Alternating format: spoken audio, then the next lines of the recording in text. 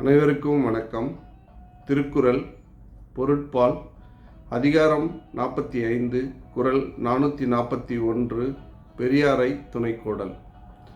அறனறிந்து மூத்த அறிவுடையார் கேண்மை திறனறிந்து தேர்ந்து கொள்ளல்.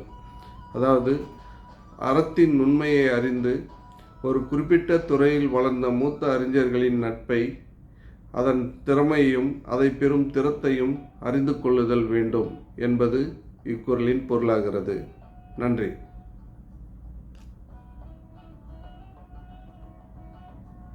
ಹಲೋ ಪ್ರತಿಯೊಬ್ಬರು. ಟ್ರೂಪ್ಕುಲ್ ಪ್ರಾಧಿಕಾರವು 45/441 ಪೆರಿಯಾರು ಪಕೋಡ್ ಒಂದು ಬುದ್ಧಿವಂತ ಹಿರಿಯ ವಿದ್ವಾಂಸನಾಗಿದ್ದು, ಕೇಳುವ ಸಾಮರ್ಥ್ಯ, ಆಯ್ಕೆ ಸಾಮರ್ಥ್ಯ, ಅಂದರೆ ಚಾರಿಟಿ ಸೂಕ್ಷ್ಮತೆಗಳನ್ನು ತಿಳಿದುಕೊಳ್ಳುವುದು. ಒಂದು ಪ್ರದೇಶದಲ್ಲಿ ಬೆಳೆಯುವ ಮರಗಳನ್ನು ತಿಳಿದಿದೆ, ಅದರ ಕೌಶಲ್ಯ ಮತ್ತು ಹೆಮ್ಮೆ. ಇದು ಅರ್ಥವಾಗಿದೆ. ಧನ್ಯವಾದಗಳು.